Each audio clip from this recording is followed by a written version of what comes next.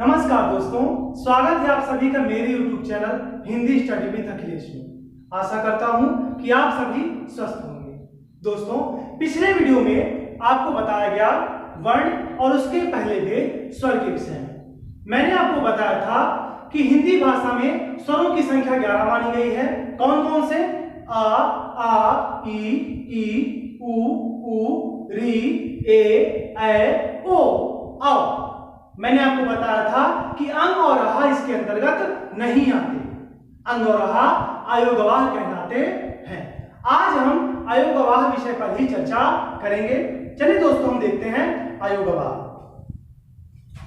अयोगवाह अंग तथा अह संयुक्त रूप से अयोगवाह कहलाते हैं। क्यों कहलाते हैं? क्योंकि इनका ना स्वरों से योग होता है और ना ही व्यंजनों से। इसी कारण ये अयोगवाह कहलाते हैं।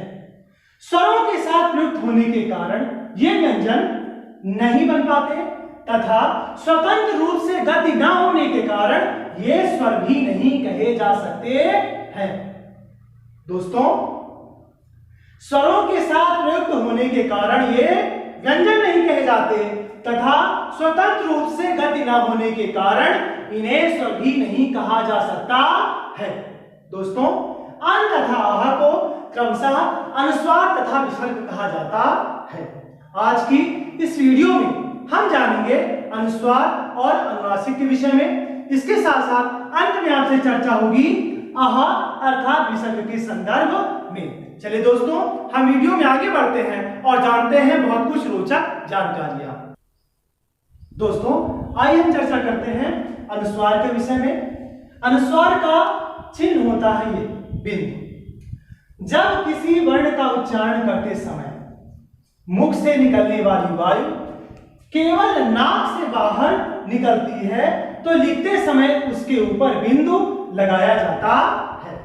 जब किसी वर्ण का या शब्द का उच्चारण करते समय मुख से निकलने वाली वायु केवल नाक से बाहर निकलती है तो लिखते समय उस वर्ण के ऊपर बिंदु अर्थात अनुस्वार लगाया जाता है।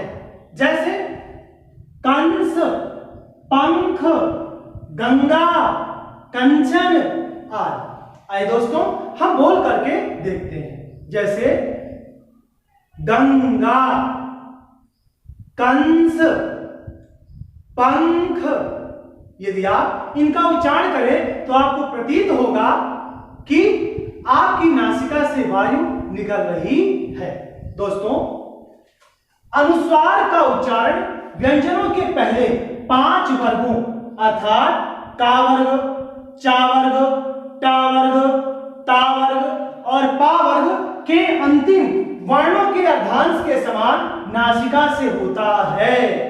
के अंतिम वर्णों के अर्धांश के समान नासिका से होता है। इसको हम समझते हैं। जैसे मैंने आपको बताया गंगा, क्या बताया? गंगा। तो इसका उच्चारण कैसे करेंगे? पहले हम क्या बोलेंगे? गा, फिर इसका उच्चारण होगा, यानी अनुस्वार का उच्चारण होगा। बात समझ आ रही है आपको? गंग, पहले हमने गा ध्वनि निकाली और गा के बिल्कुल ठीक बाद हमने अनुस्वार अर्थात अंग इसका उच्चारण किया। अब हम जानते हैं अनुनासिक के विषय में।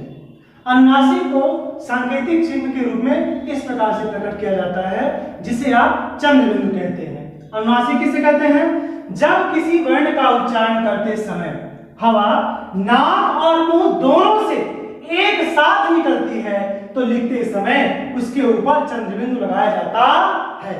जब किसी शब्द या वर्ण का उच्चारण करते समय हवा नाक और मुंह दोनों से एक साथ बाहर निकलती है तो उसे लिखते समय उसके ऊपर चंद्र बिंदु लगाया जाता है। जैसे 5, आंचल, गा आदि। आइए हम बोल करके इसका अभ्यास करते हैं। गांव, गांव, 5, आंचल, कांच, चांद इत्यादि। यदि आप बोल करके देखें तो आपको आभास होगा कि जिन वर्णों के ऊपर चंद्र बिंदु या अनुनासिक लगा हुआ है उनके उच्चारण के समय हवा हमारे नाक और मुख दोनों के से एक साथ बाहर निकल रही है। दोस्तों, एक बात और हमारे सामने आती है कि अनुस्वार और अनुनासिक में अंतर क्या है। कई बार बच्चे पूछते हैं कि समझ में नहीं आता है कि इस शब्द के ऊपर अनुनासिक लगेगा कि अनुस्वार लगेगा, अर्थात इस शब्द के ऊपर चंद्र बिंदु लगाया जाएगा या बिंदु लगाया जाएगा। बहुत साधारण सी बात है। क्या बात है वो? बात यह है कि जो मैंने इसके विषय में परिभाषा बताई, एक अंतर है, मुख्य अंतर है। क्या है कि अनुस्वार का उच्चारण करते समय हवा हमारे नाक से बाहर निकलती है, जबकि अनुनासिक का उच्चारण करते समय हवा हमारे नाक और मुंह दोनों से एक साथ बाहर निकलती है। यदि आपको भ्रम हो रहा है तो आप उस शब्द का उच्चारण करेंगे और इस बात का आसानी से आकलन कर लेंगे कि शब्द में अनुनासिक लगेगा या अनुस्वार। दोस्तों, इसके बाद बारी आती है विसर्ग की, जिसके विषय में मैंने बताया कि आहार को विसर्ग कहा जाता है। विसर्ग किसे कहते हैं?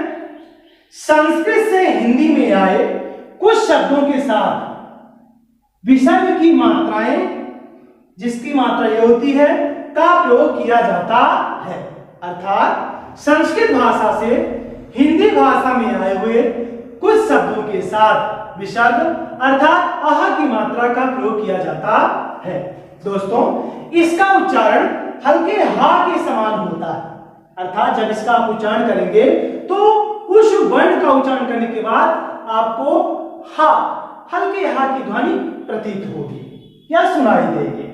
उदाहरण देखते हैं, जैसे अतः, यहां मैंने समझाया भी है, अतः आप कैसे बोलेंगे? अतः, हा की ध्वनि आपको सुनाई दी, आप बोल करके देख सकते हैं। पुनः, मूलतः, प्रायः, इन सब का जब आप उच्चारण करेंगे तो आपको इस बात का आभास होगा कि पहले वर्ण का उच्चारण करने के बाद आपको हा ध्वनि सुनाई देगी या प्रतीत होगी। दोस्तों, आयोग गवाह के अंतर्गत आने वाले अनुनासिक, अनुस्वार और विसर्ग के विषय में आज मैंने इस वीडियो में आपको बताया।